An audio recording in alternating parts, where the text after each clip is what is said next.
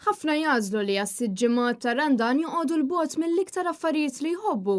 Diversi persuni jiċċaħdu mill-ħelu bħala sawma. Iżda mal-festa tal-Għid jasal il-jum li ħafna jkun qed jistennew għal-ħelu tradizzjonali marbut ma' dan iż-żmien. Bl-iktar ħelu popolari jibqa' il-Figolli u l-bajt tal-Għid.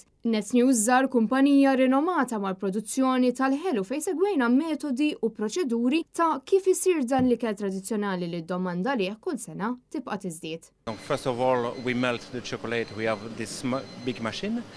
And after we need to crystallize the chocolate. It means put in the good temperature.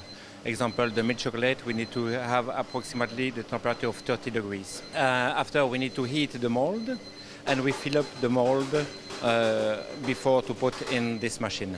Proċess li jieħu żmien fil-waqt li fih jintuża ammont kbir ta' ċikolata, kif jispjegana Michel Maru li huwa kokk speċjalizzat fil-ħelu.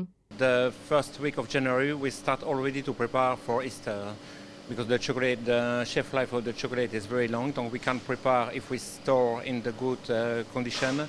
We can store long time, and we have a lot eggs and figures because the Maltese like the chocolate. For the period of Easter, we use approximately 6 tons of milk chocolate.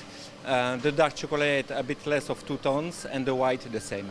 U għalkemm il-perjodu tal-Għid huwa assoċjat mal-ikliet u l-ħelu tradizzjonali, dan iż-żmien ifakkarna wkoll li s-sajf jinsab fuq l-qadba. Illi jfisser li ħafna jibdew jaħsbu wkoll biex jieħdu ħsieb il-figura tagħhom wara l-ħafna figolli li jkunu konsmaw. Kristin Mamo, Net News.